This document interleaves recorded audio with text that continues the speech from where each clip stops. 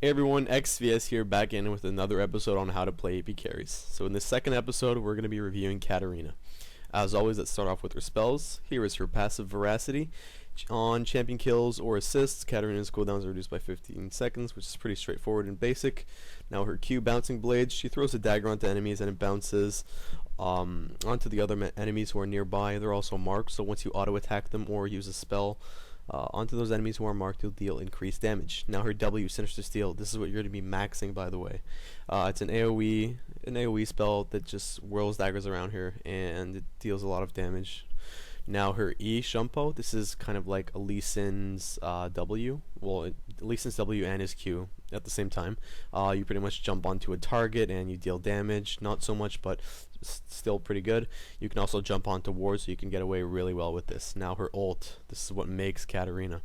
It's an AoE spell, a bit like the Sinister Steel, except this one is channeled, and it deals damage and reduces the healing, etc., etc. Pretty much a spell that can be interrupted, but is extremely strong if you're able to channel it for the entire duration. Now onto her masteries, you're going to be building 921. Now these 9 points in offense are really going to help you with your last hitting in the lane, and you're going to have some CDR from that and some Magic Pen, and that's pretty much what the entire build is based off of, Magic Pen. Now for the defense, you really want to stay alive as Katarina, because if you can get your ult off and you can stay alive and you can get that damage reduction from your Shumpo, and you can you want to be the last person alive on your team if you're playing Katarina, for the simple reason that you can just clean up so well and you get resets off of kills, and it's just a really good idea to build full defense, or almost full defense, like in this case. So you're going to want to get the health regen, the extra health, and pretty much everything in defense. Now for the runes, you're going to be building tanky once again, so magic resistant armor, and you want to get Magic Pen because, once again, the build is pretty much based off of Magic Pen, and the move speed is just going to be good in general in your lane, so you can poke a lot more, and you can also roam a lot more too. Now on to the gameplay, and also if you guys want a written version of this guide, you can check it out on Solo Mid. I'll put a link in the description, and it's a lot more detailed, and it'll help you go a lot more in depth with the champion, and probably help you out a lot more than this. This is just for the gameplay that might help you. Alright, so here is a gameplay of me playing Katarina. I think this was at 2100 ELO or something around that. It was around that. And right now we're just doing a delayed invade.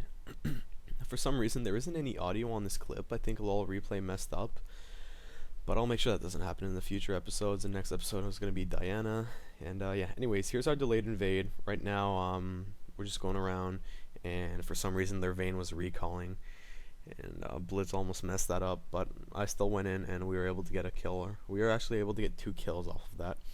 So I'm playing against Diana mid, and Diana's countered by Katarina, but in this case I got a kill on her, so that probably helped me a bit. It definitely did. So right now I'm just destroying her in CS, and this is a different. I decided to speed up the clip instead of doing what I did last episode, which was cut out parts, because I really want you guys to be able to see everything. Even though it's super fast, you guys can rewind and check it out some more. And don't worry, I'll be pausing it and making it go back into normal motion whenever something interesting goes on. But right now it's just like we're harassing each other, we're poking each other, we're farming. I'm up 13 CS. My team's doing work, so that's good. And right here, this just really self-explanatory. I'm farming her race, as I should be doing, because I have such an advantage right now, and I'm just making use of my W and my auto attacks and everything. I have 53 CS, 5 minutes in, 6 minutes in, so doing a really good job right now, but I probably shouldn't have stayed there, so I had to blow my flash. And right now I'm going B, and I know that Sejuani's near, so I can let that girl, that Diana, engage on me. I think she blows flash there, I'm not sure, but anyways, she's able to get the kill. So that's good. Even though I didn't get the kill, I didn't even mind that much, because I'm up on CS by so much, and as long as she's dead, that's fine with me. I got the assist, and Amuma didn't get any assists, so it's all good. Now, anyways, I'm running back to lane. I'm level 6, and Diana's level 6 too, so I'm gonna have to be really careful now for when I use my ult, because if she can just use her E, and then my ult is just interrupted. It may happen here. Yeah, it just happened there. So that's an example. Now, right now, this is like a really close situation. And as you see, I just dodged her Q right there, which just saved my life because she could have jumped right back onto me. And now I knew that she wasn't going back that side, so I decided, okay, I'm just going to go back the other way and pick her up and just destroy her. Now, I wasn't even worried about the tower damage right there because upon jumping, you have 15% reduced damage, so I wasn't even worried about the damage of the tower. It wasn't going to do enough to kill me, and Diana didn't have enough damage at that point to do anything either. Right now, just once again farming up, killing my lane. I have almost 80 CS in 9 minutes, so it's pretty good. And Sejuani here is invading their blue, and I get caught out of position. I almost die right there, and I definitely shouldn't have went in like that when my HP was so low and Amumu had his ult up and everything, and I had seen him too. So that was a really close call, and I could have died there, and that was just really bad on my part. I was trying to be the nice guy there and help Sejuani, but it could have ended up terribly, and it wasn't necessary to. So right now I'm building cages into Spirit Visage, and our bot lane just got dumped on because Diana went down there while I was going to the blue buff and trying to help out. And right now Sejuani is just sitting in that bush, pretty useless because it's warded anyways, and Diana knows. But I'm doubling her CS right now, so I'm just destroying my lane. I'm going to have to start helping the other lanes too. If I'm not killing my lane, I may actually die here. I'm not even sure, but no. Okay, she uses her E before I ult, and that's a big mistake on her part because she can't interrupt my ult after that. So right now, just some more farming going on. That's really what you want to be doing as Katarina, is just farming as much as possible. If you're not getting kills, you need to be farming because you snowball extremely well, and if you're not, if you don't snowball, she's a bit like Evelyn. If you don't snowball, it's not really that good at all. My team just got dragon, and right now there's not so much going on except me just farming my lane some more. And right now, like, I can't overextend too much because Diana has some kill potential compared to earlier. So right now you can see I'm engaging on her. Well, she kind of engaged on me. That was my bad. I should have dodged that one thing. And now Blitz is coming in, so I know that we can kill her.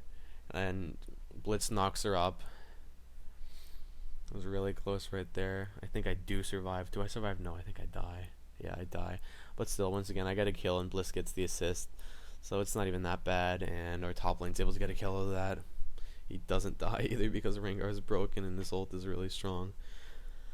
But yeah, the thing is, I don't really mind trading kills with Diana just because I know that I'm a lot stronger than she is in team fights. And, you know, if you have, what's scarier, you know, a Katarina who's ulting and destroying your entire team, or a Diana who's focusing down someone on your team that can, like, Diana won't do the amount of AoE damage that I do, and it's much scarier to have a fed Katarina than a fed Diana. So right now, it was really unnecessary flash, and I overextend and I chase way too much when I should have just went for a Mumu over there. I'm not even able to kill Mumu, or no, not a Mumu, Vladimir. So that was just bad in general. I should have protected my Sejuani who had the oracles, and she won't die, but still, it was just bad on my part. I got way too greedy there, and you have to be careful for that. But my CS is still really up there, so it's not even that big of a deal, and it was a fair trade. So right now, just, you know, back to the farming part, and yeah, as a mid, you should be buying a lot of wards too, and trying to keep their wraith camp warded, and also you can ward yours too. That's useful, but it's really good to have theirs warded so you can know where their jungler's at, and you can know when it's good for you to go for the wraiths, because they actually do a big difference in the end if you have like all those wraiths. So right there, I see that everyone pretty much used up their cooldowns, so it's time for me to do work. I used my ult right there. Vayne does push me away though, so that's unfortunate, but yeah, that was a good fight until everyone got split up and then people got caught, but nonetheless, it was okay. It was a fair trade, and we're pushing up like a lot. We've been getting their towers and stuff. We have 3 towers. They don't have any at all. So right now, I'm just in mid, and let's see what goes on here. I think I jump onto a Mumu, I drop him down to half HP with one combo. So that's their front line, who was down to half HP in one combo. And right here, I know that Amumu is going to try and do something, so I just want to interrupt his recall there. And here's the Vladimir, and he's just going to pool. So that I should have just waited instead of shumpoing onto him. That's another mistake I made. But yeah, essentially I just want you guys to learn from my mistakes and actually learn how to play Katarina from what I'm doing right here. Just farming a lot. Whenever you can, you want to be farming. If you're not fighting, you want to farm. So that's an amazing pull that Blitzcrank did right there. We killed their AD carry, and like right now we have an amazing opportunity to ace them and just, you know, get an inhibitor and then potentially Baron. But you're gonna see what happens here. There's a greed that comes in, and sometimes it's just better to settle with a tower and a kill than their entire team and diving, and there's just everyone dying. Like you can see right here, this was just a terrible engage, and I just got destroyed. So there goes me, I'm down. There goes a Rengar, and then Graves gets dropped. It was just a bad exchange in general. Even though Amumu and Diana are low, we didn't get any kills off of that, and their Vayne was dead. So that was just really bad. Oh, and actually, Diana and Sejuani fight right there. It's a bit useless though. I mean, I'm not quite sure if Sejuani had oracles, but if she did, that was, you know, obviously a terrible fight. Now I didn't really notice Rengar that much there, but we were still able to get a kill because of Rengar's engage. So that was really good on his part, and that gave us a big advantage. And I think we Baron off of this, and I think we do turn around actually. I'm not sure. Yeah, we turn around, and I think we make the best of the situation right here because Amumu was sitting in that bush, not knowing that we had a ward up there. So he's in a bad position right now. I'm trying to run away from him so I don't get stuck in his ultimate, but it doesn't even matter because his team can't follow up. And I shumpo the Sona and jump over her ult, so right there, she didn't get me in her ult, and I was able to use my ult, and that was uninterrupted. So I just dealt a huge amount of damage there. Now we Baron off of this, and I think we recall. Yeah. I'm gonna go get the blue buff for the CDR. I mean, I could give it to Graves, but yeah, he has one anyways. And then we get the dragon. So right now, you know, I'm building Abyssal Scepter. I already built it actually, and I got the magic pen boots, of course. Abyssal Scepter because it reduces enemy magic resist, and it gives you ability power and stuff. It also gives you magic resist, so that's good against Diana, who's actually, you know, doing pretty good now, even though she has a lot of deaths. She still has 7 kills, so right there we're able to pull Vlad in, but he pulls everything, and they engage off of this, but they don't deal much damage at all. And let's see, I get exhausted and I have to flash away, and I'm really low right now, and their Vayne is just like wrecking us, but we go in, and I almost die there, but the clutch shumpo saves me.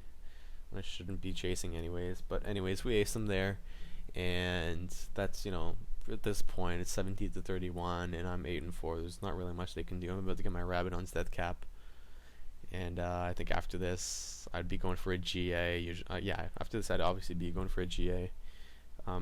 Sometimes it can be good to go for a GA before you even get your DFG. Like, it really depends on, oh boy, that's a lot of damage. Anyways, it really depends on what kind of what kind of matchup you're playing against and what the other team's like. But as you can see there, I pretty much baited really hard, got down to half HP from all that Vayne damage, and then one-shotted her with my combo and Blitzcrank. So you know, we take out 2 people there, just the 2 of us in a 2v3 situation.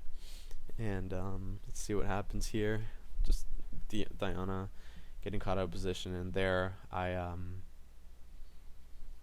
I got jumped by Mumu and ulted and everything. I die, but it's for the best. It's for the better because my team got 2 kills out of that, and just I died, so it's not a big deal at all. But as you can see, you know, I pretty much acted as a tank right there. It was really useful for my team. So if you guys enjoyed this video, you know, please leave a like and a favorite and comment. Tell me what I can do better for my next video. It just really helps me. and constructive criticism is great. But yeah, if you enjoyed the video, please subscribe, and make sure you check out the guide on solo mid too. That'll help you. It's the written version. Anyways, thank you so much for watching, guys, and I hope you enjoyed.